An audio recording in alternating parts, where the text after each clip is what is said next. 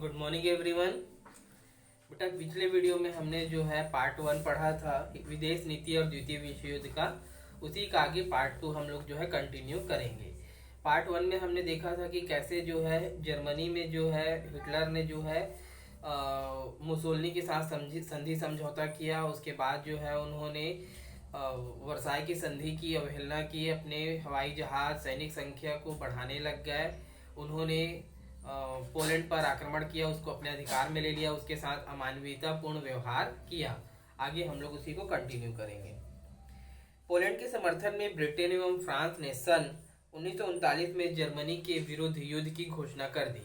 ठीक है, अभी तक जो है ब्रिटेन और फ्रांस जो है युद्ध से अलग होना चाह रहे थे, लेकिन अब जो है उन्होंने पोलैंड के समर्थन में जो है उन्होंने जर्मनी के खिलाफ युद्ध की घोषणा कर दी। इसी कदम ने विश्व युद्ध का रूप ले लिया। ठीक है, विश्व युद्ध हमने पढ़ा है क्या है कि भाई सामान्यतः दो लोगों के बीच युद्ध था, लेकिन बाद में जो है उसके समर्थन में जो है इन दो देशों ने भी शामिल हो दो देश भी शामिल हो गए। अब क्या हो गया था कि धीरे धीरे इसमें और बाकी देश भी जुड़ने लगेंगे और ये विश्व युद्ध का रूप ले लेगा। जर्मनी ने तेज युद्ध की रणनीति अपनाकर उत्तरी यूरोप, फ्रांस और 1940 के मध्य तक फ्रांस पर जो है कब्जा कर लिया। ठीक है, जर्मनी ने जो है अपनी युद्ध नीति तेज कर दी और 1940 तक जो है उन्होंने फ्रांस पर कब्जा कर लिया। जर्मनी सेनाओं ने उत्तरी अफ्रीका में प्रवेश करके ब्रिटेन के उपनिवेशों को जो है अपने अधिकार में लिया और हमला कर दिया। इस बीच इटली और जापान भी जर्मनी के समर्थन में युद्ध में कूद गए। ठीक है, अब धीरे से समझिएगा। जर्मनी ने पोलैंड पर आक्रमण किया। पोलैंड के बचाव के लिए ब्रिटेन और फ्रांस ने जो है उसमें युद्ध में भाग लिया। ब्रिटेन और फ्रांस के युद्ध में शामिल होते ही जर्मनी के बचाव के लिए इटली और जापान ने जो है उसके साथ जो है युद्ध में शामिल हो गए। तीनों मिलकर धुरी राष्ट्र कहलाए। अब ये इंपॉर्टेंट है कि धुरी राष्ट्र कौन से हैं, तो जर्मनी, जापान और इटली। ठीक है, ये तीनों जो है धुरी राष्ट्र कहलाते हैं। अब आ जाएंगे मित्र राष्ट्र, तो ब्रिटेन, फ्रांस और रूस ये मित्र राष्ट्र कहलाएंगे, या अमेरिका, उसके साथ अमेरिका जोड़ लेंगे। 1941 में जापान ने संयुक्त राज्य पर हमला बोला और जर्मनी ने रूस पर। इन दोनों देशों का युद्ध में प्रवेश निर्णायक रहा। ठीक है, अब ब्रिटेन, सोवियत रूस और संयुक्त राज्य अमेरिका मिलकर जर्मनी, इटली और जापान से लड़ने लगे। ब्रिटेन, सोवियत रूस, संयुक्त राज्य अमेरिका, फ्रांस और अन्य जर्मन विरोधी देश मिलकर संयुक्त राष्ट्र या मित्र राष्ट्र कहलाए और आगे जाकर उन्होंने संयुक्त राष्ट्र संघ की स्थापना की, जिसका पहला मुख्य उद्देश्य धुरी राष्ट्रों को हराना था। ठीक है, इस प्रकार अब दो गुट बन गए, एक धुरी राष्ट्र का गुट हो गया और एक जो है मित्र राष्ट्र का गुट हो गया। मित्र राष्ट्र ने जो है आगे चलकर जो है संयुक्त राष्ट्र संघ का निर्माण किया, जिसका उद्देश्य धुरी राष्ट्रों को हराना या समाप्त करना था। प्रारंभ में सोवियत रूस जर्मनी के हमले के लिए तैयार नहीं था और उसे लगातार पीछे हटना पड़ा। ठीक है, क्या हुआ कि जो सोवियत रूस है वो जर्मनी के हमले के लिए तैयार नहीं था और वो लगातार पीछे हट रहा था।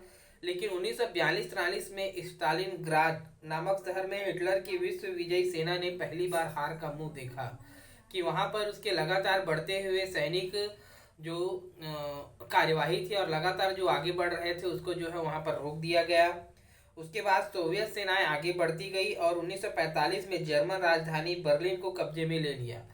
अभी तक जो है जर्मनी की सेना जो है आगे बढ़ते हुए रूस पर अधिकार कर रही थी, लेकिन स्टालिनग्राड के पास से जो है रूस की सेनाओं ने जवाबी कार्यवाही करते हुए लगातार जर्मनी सेना को हराते हुए आगे बढ़ने लगी और धीरे धीरे जो है उन्होंने जर्मनी की राजधानी बर्लिन पर कब्जा कर लिया। इससे पहले हिटलर ने आत्महत्या कर लिया और जैसे ही कि देखा कि हमारी सेनाएं हार रही है और हमारे जर्मनी पर जो है कब्जा हो रहा है, हिटलर ने क्या कर लिया, आत्महत्या कर लिया। 1942 से ही दूसरी ओर अमेरिका और ब्रिटेन मिलकर फ्रांस को आज़ाद कराने में लगे थे।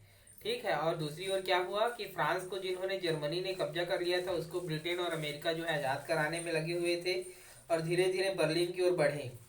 इस बीच इटली की भी हार हुई और मुसोलिनी ने भी आत्महत्या कर ली।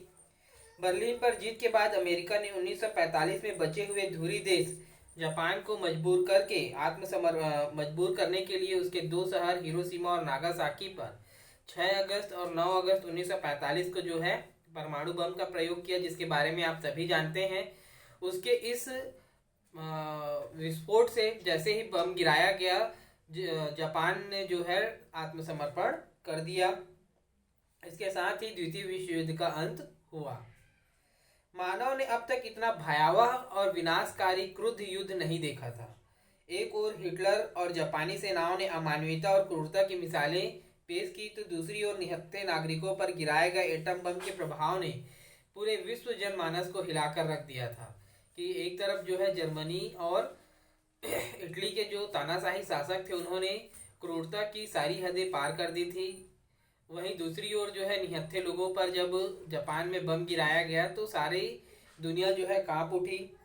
इस युद्ध में 25 लाख सैनिक मारे गए और लगभग उसके दुगने यानी 500 लाख सामान्य नागरिक मारे गए। ठीक है, 225 सॉरी है ना, 225 लाख सैनिक मारे गए, जबकि 500 लाख जो लोग हैं जो इस युद्ध में शामिल नहीं थे, न सैनिक थे, सिर्फ आम नागरिक थे, उनकी मृत्यु हुई।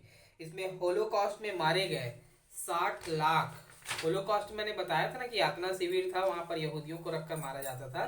तो होलोकॉस्ट में लगभग 60 लाख यहूदी और हिरोशिमा और नागासाकी में 2,50,000 लोग शामिल हैं। सर्वाधिक मानवीय क्षति सोवियत रूस को ही कहा जाता है कि वहाँ 200 से 400 लाख सैनिक मारे गए, जो कि वहाँ की जनसंख्या का लगभग 20% थी। इतिहास में पहली बार ऐसा हुआ था कि किसी युद्ध में सामान्य नागरिकों की संख्या सैनिकों की तुलना में अधिक थी, जिसमें और पहली बार भी ऐसा हुआ था कि जिसमें युद्ध में जो है स्त्री पुरुष युद्ध में शामिल हुए।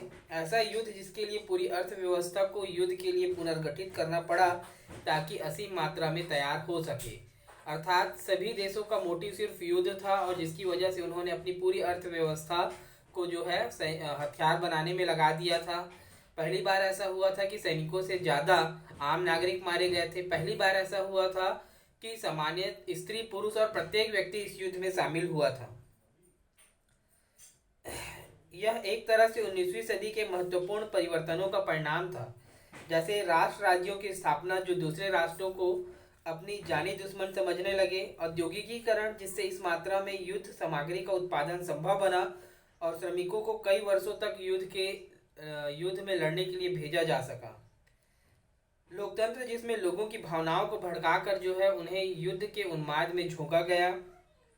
वैज्ञानिक विकास जिसने भयावह टैंक, मशीन गन, विषैली गैस, हवाई जहाज, बम वर्षा, परमाणु बम जैसे भयानक नरसंहार के तरीकों को तैयार करने के लिए उत्साहित किया कि सिर्फ युद्ध में जीतना है, जिसके लिए ऐसे हथियारों और आविष्कारों ने जन्म लिया जिससे अधिक से अधिक लोगों को जो है मारा जा सके। 20वीं सदी के पहले 50 वर्ष इतने भयावह है कि मानव समाज ने जिन चीज़ों को अपने हित के लिए बनाया उन्हीं को काबू में नहीं रख सका। कि भाई इन सभी जो मशीन गन टैंकें थी उनको इस्तेमाल करने के लिए बनाया गया था, लेकिन बाद में जो है उनका उन पर नियंत्रण नहीं रहा। उल्टा मनुष्य अपनी इंसानियत ही खो बैठा और हैवानियत की हदों को पार कर गया, क्योंकि जिसमें अमानवीयता की सारी हदें पार की गई, हथियारों का प्रयोग व्यापक रूप में किया गया। तो ये था बच्चों द्वितीय विश्व युद्ध और राजनीतिक कूटनीतिक। ठीक है, कोई भी डाउट होगा जरूर पूछेंगे। इसके बाद हम लोग देखेंगे हाना का सूटकेस, एक प्यारी बच्ची है जो यहूदी थी, उसके बारे में। Okay, thank you.